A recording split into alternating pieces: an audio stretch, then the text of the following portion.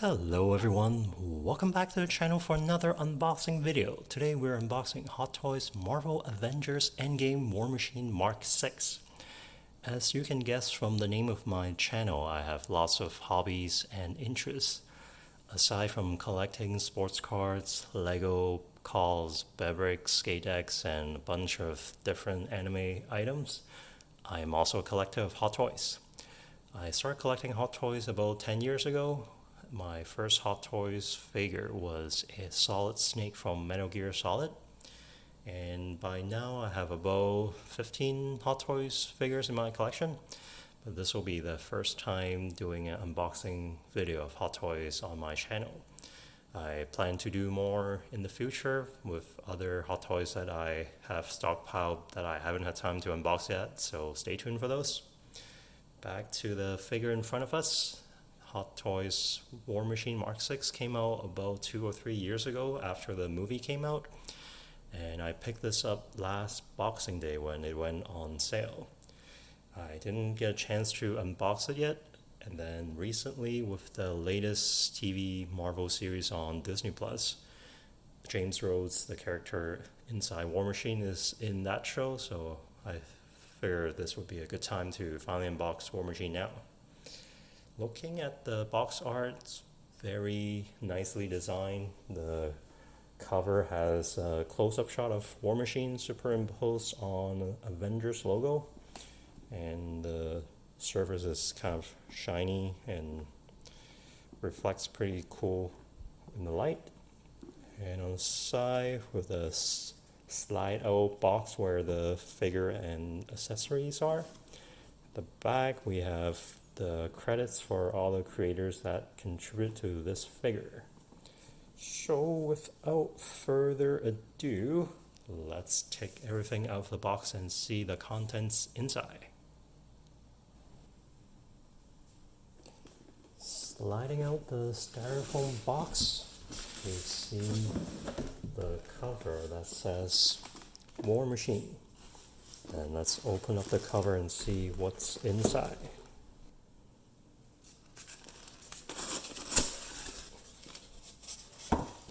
Here is a very well protected War Machine in the box. We have a layer of plastic cover with more plastic cover, as well as some styrofoam protecting the joints area. And in terms of accessories, we have a James Rhodes head sculpt, face mask, the gun on the back of his shoulder, and then 2 extra sets of hand. So Mark 6 in the Endgame movie wasn't involved in too many fights. For the most part, he was just walking around, talking to people. I think he went back to the past to get one of the stones from Star-Lord. But otherwise, he wasn't in a lot of fights, so not a lot of accessories or weapons compared to other War Machines. So let me take out the bottom where the base and the instruction manual is. Here we have the instruction manual. A lot of the Hot Toys nowadays are very well engineered, but it's very important to read the instruction manuals so that you're not damaging any paint or stretching the limbs too far at different angles. And it also goes over the different LED functions that comes with the figure. And then here is the base with the Avengers Endgame logo. And then there's the stand, and then it also comes with a bunch of batteries to put in to light up the LED figure. So let me have a look at the instruction manual first to make sure I don't break anything, and then we'll have the figure out in the open. Here we have War Machine out of the box and on the display stand. I have to say, first look, very happy with how this turned out. The die cast material of this figure looks very nice. The paint job is very well done. The War Machine's iconic gunmetal silver and gray colors. took a quick look at the instruction manual. The most important pages are these pages that shows the maximum angles that you should pose the figure in for arms and legs so that you're not damaging the figures or the paint. So when I do the poses, I'll make sure to keep those in mind. In front of War Machine, we have all the accessories that come with the set. Compared to most other Hot Toy sets, this one comes with very little accessories. Other Hot Toys usually have more weapon choices or more hands and other stuff that thrown into the set, but for War Machine Mark 6 in the movie, he didn't really do much fighting and wasn't in a lot of different scenes other than in his space suit, so not a surprise that doesn't come with too many accessories.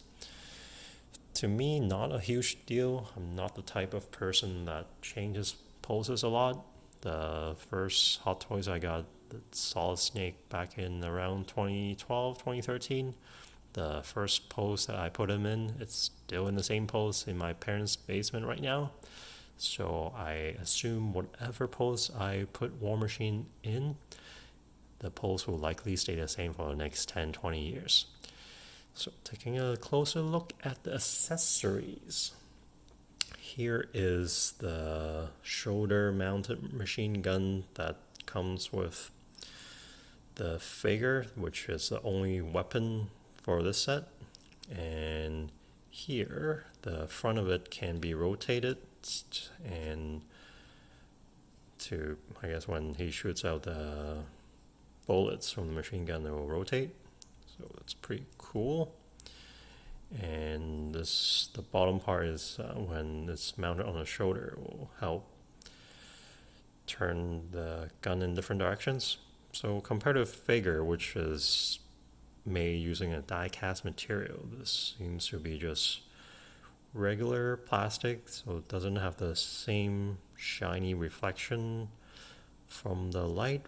But I guess because of the monotone colors of the War Machine itself, it probably wouldn't stand out too badly. We'll have a look when we mount this on the shoulder.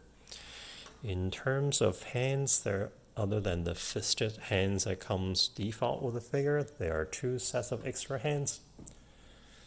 This is the iconic Iron Man repulsor blast hands when he blasts from the palm of his hand. Those are the classic poses to do. And then also comes with a set of these articulatable hands that can position on the fingers in different poses.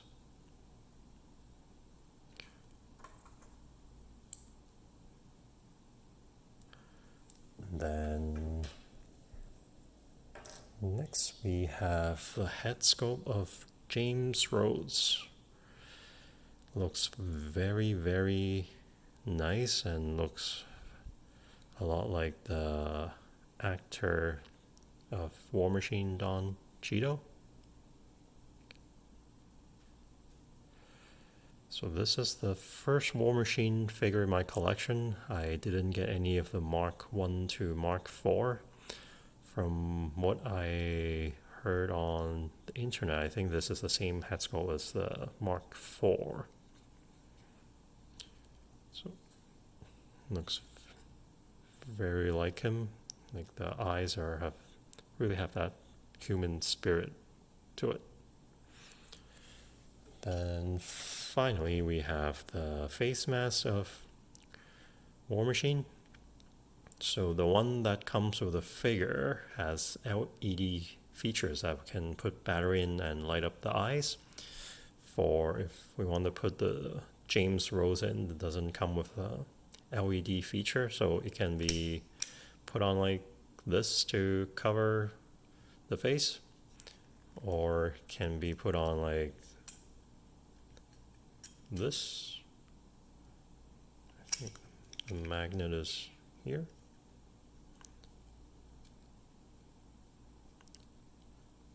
When he's talking to people. And as you can see, the paint here looks to be some battle damage. I think back in the early days of Hot Toys, they used to have, I guess they used to aim for like perfect condition coloring on the figures, but then every time some people see color defects, they ask for refund or exchange. So in the modern times, they always do some sort of battle damage coloring on the War Machines or Iron Man, so that if there's actual paint defect, it will just blend right in with the battle damage effect. So looks pretty nice. The Don Cheeto looks pretty cool. I will most likely not display with this head. I will likely display with the default head because that one has the LED light. It just looks better with having the lights on. So those are the accessories. Let's take a closer look at the figure itself. One thing I learned after years of collecting Hot Toys is to avoid leaving the figure in freestand. So even though Hot Toys are usually very well made and well designed, you just never know the pose that you put the figure in will be in balance for a long period of time. So if you're not holding on to the figure, it's best to leave him on a stand, whether it's a waist grabber or a crotch grabber. So I will take War Machine out of the waist grabber and take a closer look. Here we have the helmet of War Machine. As you can see all over the figure, there's these kind of battle damage paint chip. Looks pretty realistic. And then top of the head, we can remove this part to put the battery in for the LED lights. We'll try that out a little later on. And the helmet is on a ball joint, so the head can go as high as this, low like this, and then can look left, can look to the right. And then on the shoulder armor, these two are pretty flexible to move around in, and so that any dynamic poses for the arms, that these two shoulder armors won't get in the way.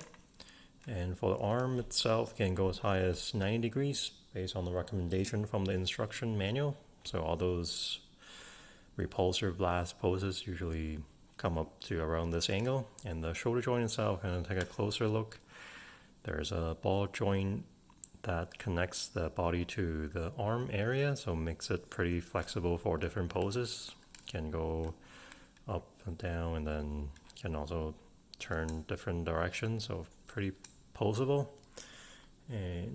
But for sure, the pose that I will put him in will try to cover up the ball part, because in the movies they never really expose that part and doesn't look nice displaying the ball on display. It's better to cover that up with the armor plate. And then next, taking a look at the chest area, we see it's printed on the chest plate, Lieutenant Colonel James Rhodes, so we know who uses the War Machine armor. And then that's the arc reactor. So if we put the LED lights on, these three should light up. So we'll try that out later on. And the chest armor can be removed to review the interior of the suit.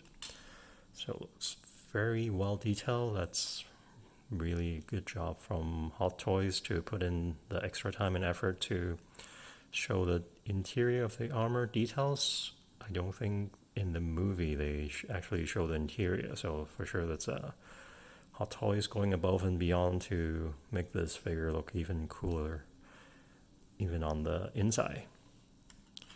So putting the plate back on, then the waist area, you can see it's full of small pieces of armors and then for the waist, it can be extended like this, so that for different, more dynamic poses, War Machine can lean forward, backward, sideways more easily.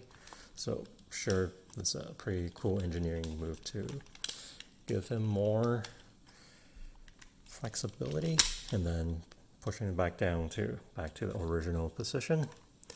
And for the arms here, can be bent this way. 80 degrees is the recommended maximum based on the instruction.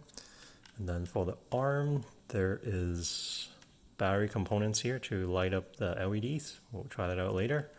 And then here, the arm can be extended a little bit. Okay, let's try on the other side. Maybe this part is a little bit tight. So as you can see, this can be extended so that the arm can bend up to 110 degrees. So it's pretty good engineering. Putting it back for now. Then towards the bottom half of the figure, the skirt area, we have these armors that are flexible to move around, to move higher, so that the dynamic poses that we may want to do with the lower body, with maybe the legs kicking out, or flying pose, landing pose, that will be much easier to do. And also it will avoid paint scratching between different parts. For the legs area, we have the War Machine logo on one side and Mark 006 on the other side. For the legs, it can turn this way 20 degrees and then outwards 70 degrees. And then for this part of the leg, this can also be extended for more dynamic poses. Let's see, so it can be pulled down like this so that there's higher range of movement, not constrained by this part of the body. So pretty cool. And putting it back like that, let's make sure whatever poses that we do and putting the extension back, there's no paint scratching between different parts of the armor. And then the legs area, this joint can be bent backward like this, and there's a ratchet, and then this can be extended. So pretty cool design. Like when the leg is straight, this part is all covered up, and then when he bends the knee, this part will show. It's pretty realistic for a robot. And then on the leg area, there's also more details of the vents, and also armor is also pretty flexible to move around if you want to pose the feet in different angles. So there's like a separate toe joint. Then the back can put it up if it's like a flying motion. So putting this back. And on the back of the figure, a closer look, is much more simple looking and flat looking than the front. So the back plate here, I'll try to remove it later on. That's where the battery goes to light up the arc reactor. And then the lower body, also relatively plain compared to the front. And yep. So, and then for the machine gun, this is the hole to put it on the back of the shoulder. So I think in other Hot Toys War Machines, they have more dynamic machine gun placement. I think that can be moved around left to right, but for War Machine Mark 6, it can only stay on this side of the shoulder. But for the gun itself, it can go up like this in a shooting motion, and then can also go sideways. Don't remember in the movie he actually used it a lot. He wasn't in a lot of fight scenes. So here he is with the machine gun up. So putting the shoulders back up straight to keep the ball from exposing itself. So next, let's put some batteries in and see how he looks with the LED lights on. Now we have all the LED lights on and War Machine looks a lot more menacing. Looks like he's ready for a battle. And let's take a closer look at the lights. Here, the head area, we have the eyes are turned up to red. The chest area, we have the 2 red lights on the side and also a more purple light at the arc reactor on the chest. And then here on the arm, there's a light up part on each of the arm. And then right now I have the fisted hand on him. But if I put him in the repulsor hand, the palms will also light up. So next, let's take a look at some of the poses that he can be put in. First up is a very simple salute pose with Rhodey's head sculpt. From the front, it looks very nice.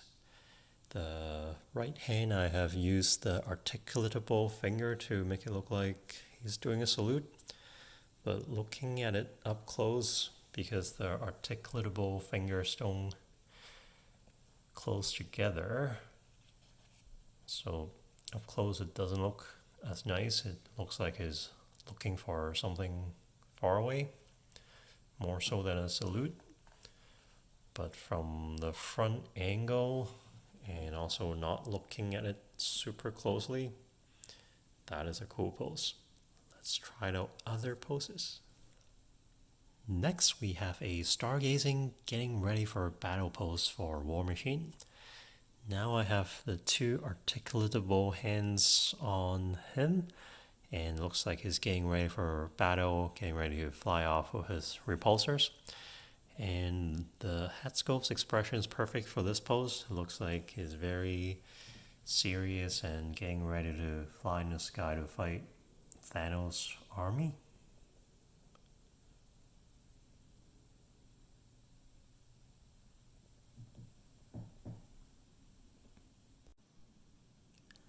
Next, let's try out some poses with the helmet on.